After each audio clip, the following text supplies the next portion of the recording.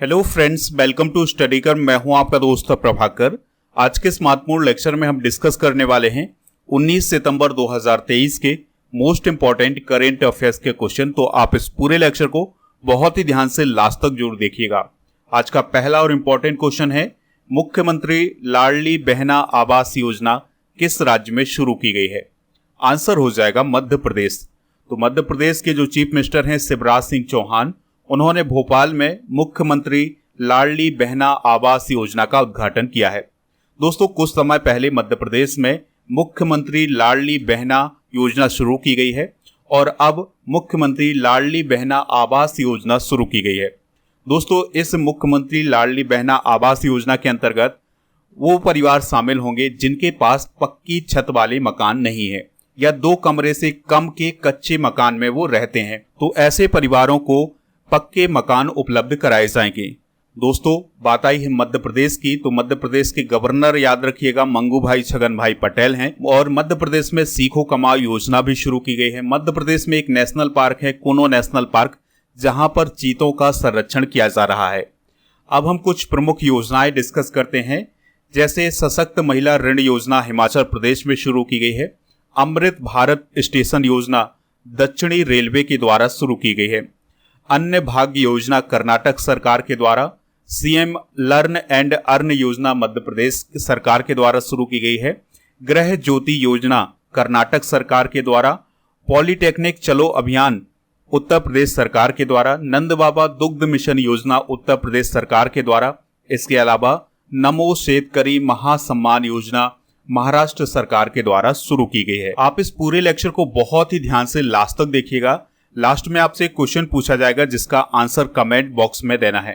अगर आप चैनल पर पहली बार आए हैं तो सब्सक्राइब कर लें, बेल आइकन भी दबा लें, जिससे आपको समय पर सबसे पहले नोटिफिकेशन मिल सकेगा।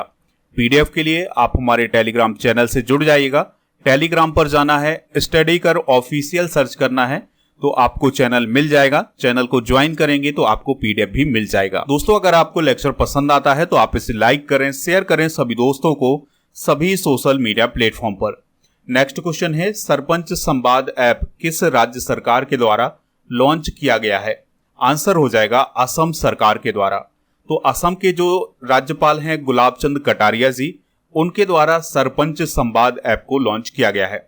जैसा कि इसका नाम ही है दोस्तों, सरपंच संवाद ऐप, तो इसके माध्यम से जो सरपंच हैं उनको जोड़ा जाएगा और उनसे संवाद किया जाएगा और जो राज्य सरकार है सरपंचों से संवाद करेगी और उनकी समस्याएं सुनेगी। दोस्तों, अब हम डिस्कस करते हैं हाल ही में लॉन्च किए गए पोर्टल, जैसे मोबाइल दोस्त ऐप केंद्र शासित प्रदेश जम्मू कश्मीर में लॉन्च किया गया है। विरासत पोर्टल गृह मंत्रालय के द्वारा लॉन्च किया गया है। पीएम किसान ऐप कृषि मंत्री नरेंद्र सिंह तोमर के द्वारा लॉन्च किया गया है।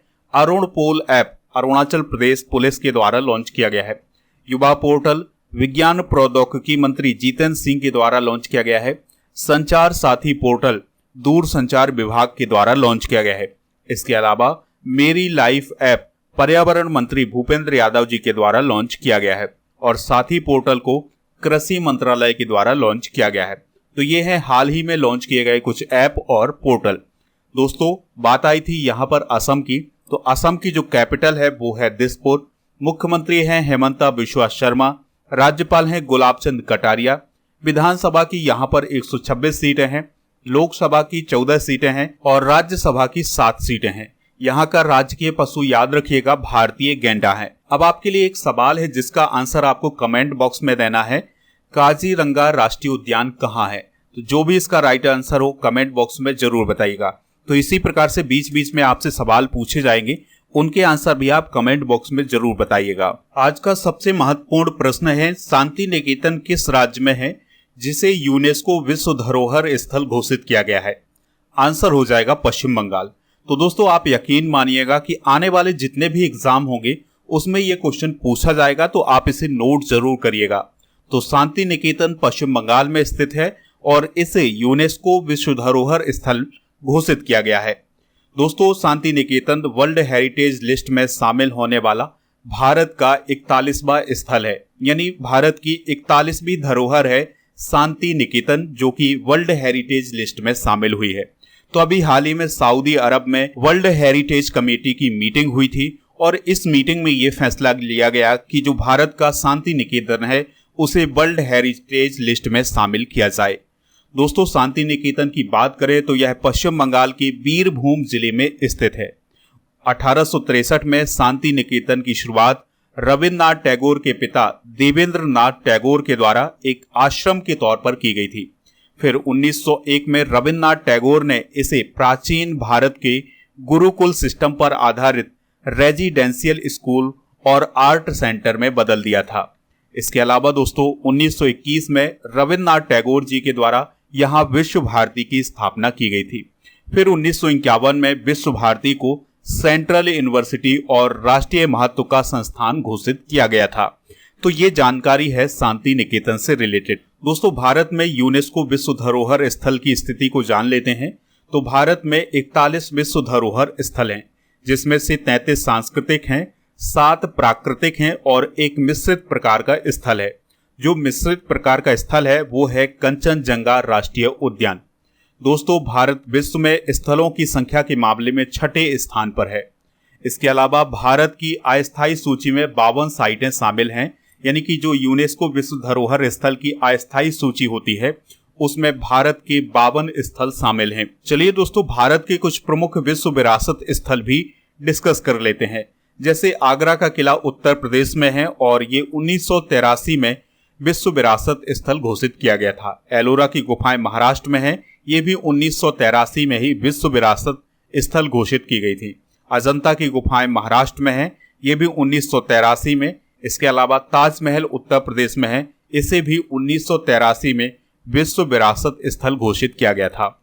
इसके अलावा काजीरंगा राष्ट्रीय उद्यान जो कि असम में है, इसे 1985 में विश्व धरोहर स्थल घोषित किया गया था। लाल किला परिसर को जो कि दिल्ली में है, इसे 2007 में विश्व विरासत स्थल घोषित किया गया था।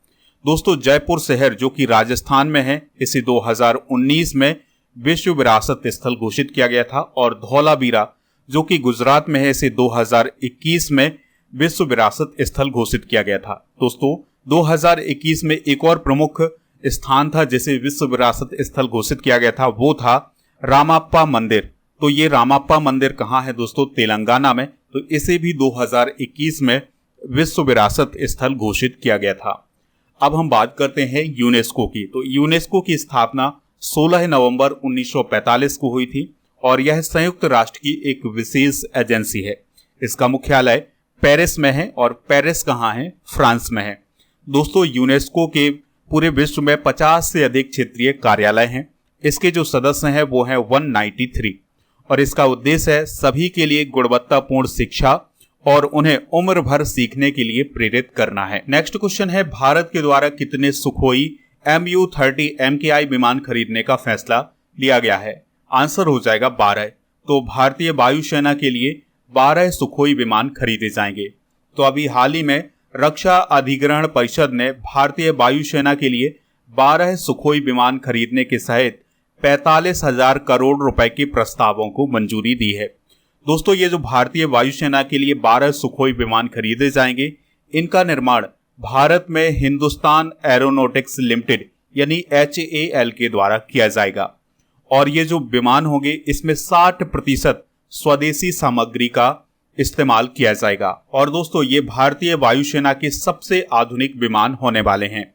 अब आपके लिए एक सवाल है कि राफेल विमान जो कि काफी चर्चा में रहा है, तो राफेल विमान भारत ने किस देश से खरीदा था? इस क्वेश्चन का आंसर आप कमेंट बॉक्स में जरूर दीजिएगा। दोस्तों, यहाँ पर बात आई है HAL की यानी हिंदुस्तान एरोनॉटिक्स लिमिटेड की। तो इसे 1940 में बेंगलोर में हिंदुस्तान एयरक्राफ्ट लिमिटेड के रूप में स्थापित किया गया था। फिर 1964 में इसका नाम बदल करके हिंदुस्तान एरोनॉटिक्स लिमिटेड कर दिया गया था। यह रक्षा मंत्रालय के अंतर्गत काम करता है और इसका काम होता है हेलीकॉप्टर का निर्माण करना, यानी सेना के लिए विमान बनाने का काम HAL के द्वारा किया जाता है। अभी हाल ही में प्राइम मिनिस्टर मोदी जी के द्वारा कर्नाटक के तुमकुरु में HAL की एशिया की सबसे बड़ी हेलीकॉप्टर मैन्युफैक्चरिंग यूनिट को राष्ट्र को समर्पित किया गया था। नेक्स्ट क्वेश्चन है, ऑडिट ब्यूरो ऑफ सर्कुलेशन के अध्यक्ष कौन बने हैं? आंसर हो जाएगा श्रीनिवासन के स्वामी। कौन बने हैं? श्रीनिवासन के स्वामी। तो RK स्वामी हंसा समूह के कार्यकारी अध्यक्ष श्रीनिवासन के स्वामी को 2023-24 के लिए ऑडिट ब्यूरो ऑफ सर्कुलेशन का अध्यक्ष चुना गया है। श्रीनिवासन के स्वामी वर्तमान में Asian federation of advertising association के अध्यक्ष हैं। दोस्तों, इसके अलावा एक और महत्वपूर्ण नियुक्ति की गई है ऑडिट ब्यूरो ऑफ सर्कुलेशन में कि जो हॉर्मुजद मसानी थे वो महासचिव बने हैं ऑडिट ब्यूरो ऑफ सर्कुलेशन के। बात करते हैं ऑडिट ब्यूरो ऑफ सर्कुलेशन की, तो यह एक गैर लाभकारी संगठन है। 1948 में इसे स्थापित किया गया था। हेडक्वार्टर इसका मुंबई में है। अब सवाल आता है कि ऑडिट ब्यूरो ऑफ सर्कुलेशन का काम क्या होता है। तो जो समाचार पत्र और पत्रिकाएं होती हैं उसमें जो प्रकाशन किया जाता है उसको प्रमाणित करने का काम कौन करता है? Audit bureau of circulation. दोस्तों, प्रेस और मीडिया से रिलेटेड कुछ इंपॉर्टेंट नियुक्तियां भी डिस्कस करते हैं। तो प्रसार भारती के वर्तमान में सीईओ कौन है? Gaurav Dwivedi. National School of Drama के अध्यक्ष कौन है? परेश रावल। और भारतीय फिल्म और टेलीविजन संस्थान के अध्यक्ष कौन है? आर माधवन। आकाशवाणी और समाचार सेवा विभाग के महानिदेशक कौन है? Doctor Vasudha Gupta. Press trust of India यानी पीटीआई के अध्यक्ष कौन है? अबीक सरकार। यूनाइटेड न्यूज ऑफ इंडिया के अध्यक्ष कौन है? सागर मुखोपाध्याय। इसके अलावा इंडियन न्यूज़पेपर सोसाइटी के अध्यक्ष कौन है? के राजा प्रसाद रेड्डी। नेक्स्ट क्वेश्चन है, फैशन डिजाइनर राहुल मिश्रा को किस देश का night of the order of Art and letters पुरस्कार दिया गया है? आंसर हो जाएगा फ्रांस।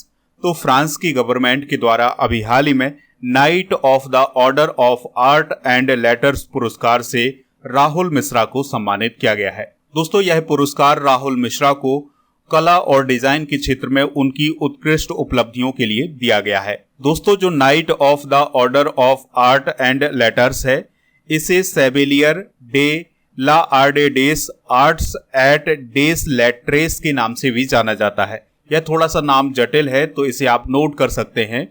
1957 में फ्रांस के संस्कृति मंत्री के द्वारा इसे स्थापित किया गया था और यह पुरस्कार उन व्यक्तियों को दिया जाता है जिन्होंने संगीत, कला, साहित्य और फ्रांस और भारत के बीच सांस्कृतिक और कलात्मक संबंधों में महत्वपूर्ण योगदान दिया है। अब हम डिस्कस करते हैं हाल ही में प्रदान किए गए कुछ प्रमुख पुरस्कार। तो अभी हाल ही में संगीत नाटक अकादमी अमृत पुरस्कार 84 कलाकारों को प्रदान किए गए हैं। डॉक्टर AM गोखले पुरस्कार संजय कुमार मिश्रा को दिया गया है। Green railway station certificate Vijayawada railway station को दिया गया है। शांति स्वरूप भटनागर पुरस्कार अभी हाल ही में 12 वैज्ञानिकों को दिया गया है। याद रखिएगा ये 2022 के लिए दिया गया है। Doctor VG Patel memorial award 2023 Satyajit Majumdar को दिया गया है। मिस अर्थ इंडिया 2023 का खिताब प्रियन सेन को और grand cross of the order of honour जो कि ग्रीस का सम्मान है ये PM मोदी जी को दिया गया है। इसके अलावा उद्योग रत्न अवार्ड रतन टाटा जी को दिया गया है। तो ये हैं हाल ही में प्रदान किए गए कुछ प्रमुख पुरस्कार। नेक्स्ट क्वेश्चन है, गीता मेहता का निधन हो गया है, वह कौन थी? आंसर हो जाएगा राइटर, यानी वह एक लेखिका थी जिनका हाल ही में निधन हुआ है। दोस्तों, लेखिका होने के साथ साथ वह एक फिल्म निर्माता भी थी। उनके द्वारा कुछ पुस्तकें लिखी गई हैं जिनके नाम है Karma Cola, snake and ladders, a river Sutra, Raj and eternal Ganesha. तो ये पुस्तकें उनके द्वारा लिखी गई हैं और इनकी जो पुस्तकें हैं उनका 21 भाषाओं में अनुवाद भी किया गया है। 2019 में वो काफी चर्चा में आई थी जब उन्होंने पद्मश्री पुरस्कार लेने से मना कर दिया था। दोस्तों, गीता मेहता की बात करें तो वह ओडिशा के मुख्यमंत्री नवीन पटनायक की बड़ी बहन है।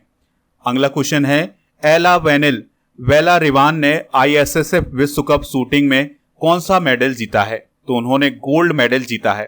भारत की एला वेलारिवान ने ब्राजील के रियो डी जेनेरो में आयोजित ISSF विश्व कप शूटिंग में महिलाओं की 10 मीटर एयर राइफल स्पर्धा में गोल्ड मेडल हासिल किया है। यह बेलारिवान का दूसरा व्यक्तिगत विश्व कप पदक है।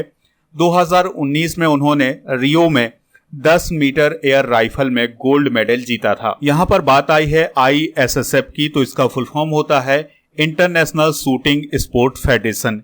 इसकी स्थापना 1907 में की गई थी। इसके 150 सदस्य हैं। इसका मुख्यालय है म्यूनिख, जर्मनी में। इसके अध्यक्ष हैं लुसियानो रोसी, इसके सचिव हैं बिली ग्रिल। और दोस्तों यह शूटिंग के क्षेत्र में विश्व की सबसे बड़ी संस्था मानी जाती है। नेक्स्ट क्वेश्चन है, विश्व बांस दिवस कब मनाया जाता है? आंसर हो जाएगा 18 सितंबर को। तो हर साल 18 सितंबर को वर्ल्ड बैम्बो डे सेलिब्रेट किया जाता है और इसका उद्देश्य है बांस की उपयोगिता के बारे में जागरूकता बढ़ाना। यानी दोस्तों जो बांस होता है उसका बहुत जगह उपयोग किया जाता है, तो इसकी उपयोगिता के बारे में जागरूकता बढ़ाने के लिए यह दिवस मनाया जाता है। बांस क्या है? तो दोस्तों बांस एक प्रकार की घास होती है जो कि बहुत ही तेजी से बढ़ती है। तो अगर आपसे पूछा जाए बांस क्या है, तो यह एक प्रकार की ग्रास है यानी घास है। और विश्व बांस दिवस की स्थापना 2009 में विश्व बांस संगठन के द्वारा की गई थी। अब आपको कमेंट बॉक्स में दोस्तों सितंबर माह में अब तक मनाए गए दिवस बताने हैं, क्योंकि हम इससे पिछले वाले लेक्चर में सितंबर माह में अब तक मनाए गए जितने भी दिवस हैं उनको डिस्कस कर चुके हैं। तो आप कमेंट बॉक्स में सितंबर माह में अब तक मनाए गए दिवस जरूर बताइएगा। आज का लास्ट क्वेश्चन है, नमो 11 सूत्रीय कार्यक्रम किस राज्य सरकार के द्वारा लागू किया जाएगा? आंसर हो जाएगा महाराष्ट्र सरकार के द्वारा। तो दोस्तों महाराष्ट्र के मुख्यमंत्री एकनाथ शिंदे ने पीएम मोदी के जन्म दिवस यानी 17 सितंबर को नमो 11 सूत्रीय कार्यक्रम की घोषणा की है। इसका उद्देश्य है किसानों, पिछड़े वर्ग के लोगों, महिलाओं और युवाओं को लाभ पहुंचाना। दोस्तों नमो महिला सशक्तिकरण अभियान से 73 लाख महिलाओं को सरकारी योजनाओं का लाभ मिलेगा और नमो कामगार कल्याण अभियान से 73 लाख निर्माण श्रमिकों को सुरक्षा किट प्रदान किए जाएंगे। तो इस प्रकार से दोस्तों आप याद रखिएगा कि नमो 11 सूत्रीय कार्यक्रम महाराष्ट्र सरकार के द्वारा घोषित किया गया है। चलिए हम बात करते हैं कल के करंट अफेयर्स की। तो कल के करंट अफेयर्स को एक बार रिवाइज कर लेते हैं। क्रिकेट एशिया कप 2023 का खिताब किसने जीता है? भारत ने। India international convention centre Yashobhoomi का उद्घाटन कहाँ किया गया है? दिल्ली में। पीएम विश्वकर्मा कौशल सम्मान योजना का शुभारंभ किसने किया है? नरेंद्र मोदी जी ने। क्रिप्टो को जमीनी स्तर पर अपनाने में भारत 154 देशों में किस स्थान पर है? पहले। टाइम पत्रिका की द वर्ल्ड्स बेस्ट कंपनीज 2023 की सूची में इन्फोसिस को कौन सा स्थान हासिल हुआ है? 64वां स्थान हासिल हुआ है। नीरज चोपड़ा ने डायमंड लीग 2023 में कौन सा मेडल जीता है? सिल्वर मेडल जीता है। किस राज्य या केंद्रशासित प्रदेश के उधमपुर रेलवे स्टेशन का नाम शहीद कैप्टन तुषार महाजन रेलवे स्टेशन किया गया है? जम्मू कश्मीर। हाल ही में किस पुरस्कार की राशि बढ़ाई गई है? तो नोबेल पुरस्कार की राशि बढ़ाई गई है। किस राज्य सरकार के द्वारा गिग श्रमिकों के लिए शुरू किया गया 40 लाख रुपए का बीमा कवर प्रदान किया जाएगा? कर्नाटक सरकार के द्वारा। आईएनएस निरीक्षक किस देश पहुंचा है?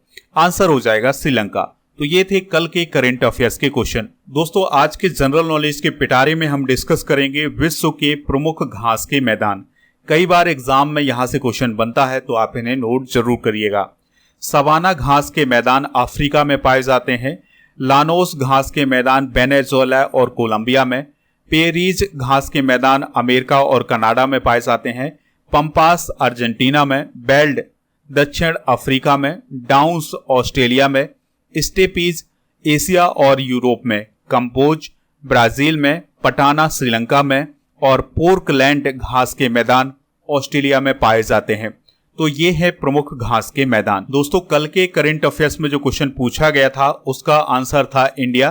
तो इसका आंसर सभी लोगों ने इंडिया दिया हुआ है। इसी प्रकार से आपसे जो क्वेश्चन पूछा जाए उसका आंसर आप कमेंट बॉक्स में जरूर बताइएगा। आज का क्वेश्चन है यूनेस्को का मुख्यालय कहाँ है? जो भी इसका राइट आंसर हो कमेंट बॉक्स में जरूर बताएं। हमें इंतजार रहेगा आपके आंसर का। मिलते हैं नेक्स्ट लेक्चर में। जय हिंद, वंदे मातरम।